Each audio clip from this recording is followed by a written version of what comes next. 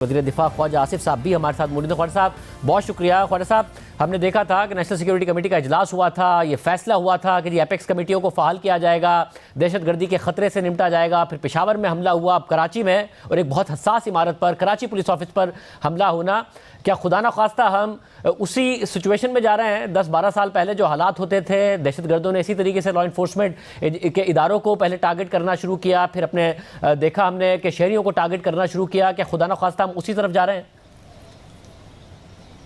बिस्मिल्लाहिर्रहमानिर्रहीम। सबसे पहले तो मैं ये जो वाक़या इस वक्त अनफोल्ड हो रहा है कराची में और आपके प्रोग्राम के ज़रिए जो है बताया जा रहा है कि 2 शहादतें भी वहाँ पे हुई हैं, उसकी जो है पुरजोर कंडेमनेशन करता हूँ। लेकिन मेरा ख्याल है कंडेमनेशन जो है वो मेरी तरफ से या जो मेरे सीनियर हैं हुकूमत में उनकी तरफ से वो काफ़ी नहीं है। और ये रिक्वायरमेंट जो है इस वक्त कंडेमनेशन से बहुत ज़्यादा जो है दूर जाने की ज़रूरत है। कंडेमनेशन तो जो है वो तो आम आदमी भी दिल में या बैठ के किसी महफिल में कर देता है। हुकूमत के जो बासर अफराद हैं या जो लोग इस वक्त इंतज़ाम और इंसराम जिनके पास हुकूमत है, जिनमें मैं भी शामिल हूँ, उनका मेरा ख्याल है कि रिक्वायरमेंट जो है is much more than condemnation. Condemnation is not enough. मेरा ख्याल है कि पेशावर के बाद जो है ये वाक़या जो है 2-3 हफ्ते के दौरान जो है एक और संगीन वाक़या जो है इस वक्त अनफोल्ड हो रहा है। तो ये मेरा ख्याल है कि ये एक नेशनल कंसेंसस ऑलरेडी इसके ऊपर मौजूद है। और पिछली हुकूमत जो PMLN थी उसमें जब APS का वाक़या हुआ उसके बाद बड़ा रेजोल्यूट किस्म का एक्शन लिया गया। उससे पहले पीपल्स पार्टी की हुकूमत ने जो है मसवात और दूसरे जगहों पे बड़े जोरदार तरीके से जो है इसका कलाकमा किया गया और एक अमन की कैफियत जो है वो मुल्क में कायम हुई और उसको दोस्त दुश्मन सब उसको जो है उसको तस्लीम करते रहे। अब उसी तरह का एक रेजोल्यूट किस्म का एक बड़ा मुसम्मम इरादे के साथ जो है हमें मूव करना होगा और पूरी कुव्वत के साथ मूव करना होगा। सिर्फ जो है मजम्मत जो है मैं समझता हूँ काफी नहीं है। वो तो एक मगर उसके लिए जब वाक़या हुआ फिर APC बुलाने का भी ऐलान हुआ, फिर वो नहीं हुई। एपेक्स कमेटियों को दोबारा फ़ाल करना, क्योंकि अब तो साफ नज़र आ रहा है कि वफाकी और सूबाई हुकूमत की, फिर वफाकी और सूबाई इंटेलिजेंस एजेंसीज़ की बहुत ज़्यादा कोऑर्डिनेशन की ज़रूरत है अगर इस ख़तरे से निमटना है। ज़ाहिर है जो भी हो इंटेलिजेंस फेलियर तो है, चाहे वो पेशावर के वाक़े में हो या फिर कराची के आज के वाक़े में हो, जिसके महरक़ात बाद में सामने आएंगे, जिसकी तफसीलात पर भी ज़ाहिर बहस होगी। तो ये तो अब बहुत तेज़ी से आगे बढ़ने की ज़रूरत है, क्योंकि ये अवाम, ये मुल्क भुगत चुका है पहले टेररिज्म को, और इसी तरीके से लॉ इन्फोर्समेंट को पहले टारगेट करते थे ये दहशतगर्द। आप बिल्कुल दुरुस्त कह रहे हैं शाहजेब के ये देखें दोनों जगह पे पुलिस टारगेट हुई है, KP में भी और आज कराची में भी पुलिस टारगेट हुई है। मैं समझता हूँ कि हमारी जो पुलिस है वो ज़्यादा वल्नरेबल है। एक तो ये है कि वो गुंजान आबादी वाले जो हिस्से हैं हमारे शहरों के, उसमें उनके थाने होते हैं, हेडक्वार्टर्स होते हैं, DPO के ऑफिसेज होते हैं, तो उसकी वजह से वल्नरेबिलिटी उनकी इंक्रीज हो जाती है।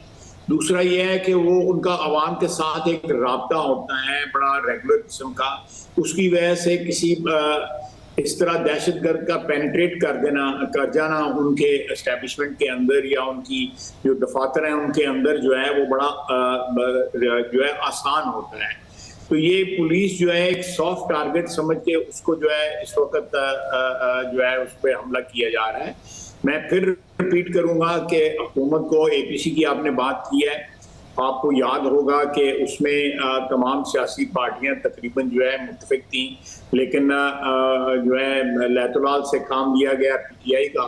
मैं इस मौके के ऊपर कोई सियासी पॉइंट स्कोरिंग नहीं करना चाहता, लेकिन उन्होंने इस एफर्ट में तकरीबन जो है वो शामिल होने से इनकार कर दिया जो है, और उसकी वजह से उस तरह का एक नेशनल कंसेंसस क्रिएट नहीं हो सका जिस तरह नेशनल कंसेंसस जो है आज से 6-7 साल कबल जो है मियां नवाज शरीफ साहब ने जो APS के वाक़े के बाद जो है बुलाई थी, उसमें जिस तरह मगर उनका एतराज़ है कि वो कहते हैं कि जो TTP है उसको रिसेटल करना था, मुज़ाकरात हो रहे थे, आप लोगों का फोकस नहीं था, जिसकी वजह से ये सारे के सारे वाक़यात हो रहे हैं। आप एजेंसीज का भी, इस्टेब्लिशमेंट का भी और आपकी हुकूमत का भी जो फोकस है वो सियासत पर है, जिसकी वजह से ये सब हो रहा है। उनका ये बुनियादी एतराज़ है जब आप APC की बात करते हैं। देखें, मैं उनके एतराज़ का भी जवाब दे देता हूँ। जो उनके साथ सेटलमेंट या उनके साथ मुज़ाकरात का सिलसिला था, इसमें नेशनल असेंबली की एक लार्जर सिक्योरिटी के ऊपर मीटिंग्स हुई थी। जो एक तो नेशनल सिक्योरिटी कमेटी होती है ना, उसमें तकरीबन सारी पार्टियों के 40-50 अराकीन थे, सेनेट के अराकीन भी थे, बल्कि हो सकते इससे ज़्यादा हो। 2-3 इस किस्म की ब्रीफिंग हुई और उसमें जो है फौज की उस वक्त की क़यादत में PGI जो थे, जनरल फैज थे, general Bajwa chief of staff थे, उन्होंने एक डिटेल ब्रीफिंग दी। उसमें बाज़ एलिमेंट्स जो हैं हमारी पार्लियामेंट के, उन्होंने रिजर्वेशंस भी अपनी शो की, लेकिन फिर भी if I can recall it correctly, उसमें एक किसी हद तक जो है वो इस इनिशिएटिव की जो है कोई मशरूत किस्म की जो है हमायत सामने आई थी। लेकिन उसके बाद जो है आपने देखा होगा कि 3-4 जगह जो है लोकल आबादी बगैर किसी हथियार के, बगैर किसी जत्थाबंदी के, उन्होंने इस पे एहतजाज किया कि ये लोग वापस आके जो है उन्हीं एक्टिविटीज में मुलव्वस हो रहे हैं जिन एक्टिविटीज की वजह से इनको यहाँ से निकाला गया था और ये बॉर्डर क्रॉस करके वहाँ पे ये बेरोजगार हुए हैं। वहाँ पे क्योंकि अमन हो गए हैं इस वक्त, वहाँ पे हुकूमत एक ऐसी कायम है जो वहाँ पे अमन में ज़्यादा इंटरेस्टेड है, तो ये लोग वापस आके उन्हीं कारोबार में। और मैं आपको यहाँ पे ऐड करता चलूँ कि इस वक्त बाज़ सड़कों के ऊपर जो है जब बाज़ एरियाज़ के अंदर जो है KP में ये बाकायदा टोल वसूल करते हैं। ठेका होता है तो वहां पे जब किसी हुकूमत का या अदरवाइज को ठेका होता है, वहां पे भी इनका रिप्रेजेंटेटिव बैठे हुए हैं। तो ये बात जगह वल्नरेबिलिटी हमारी इन इस कॉन्टेक्स्ट में ज्यादा है। और मैं फिर इसरार करूंगा इस बात के ऊपर कि अगर PTI इसमें जो है वो जिम्मेदारी नहीं लेती, उनकी जिम्मेदारी बनती है। 9-10 साल जो है KP में उनकी हुक्मरानी रही है, 4 साल उनकी वफाक में हुक्मरानी रही है, पंजाब में उनकी 4 साल हुक्मरानी रही है। वो इस तरह नहीं होता कि आप अगर हुकूमत में ना हो तो आप अपना दामन झाड़ के जो है हर किस्म की रिस्पॉन्सिबिलिटी से जो है बड़ी जिम्मा हो जाते हैं। नहीं, इस तरह नहीं होता। You have to own the responsibility.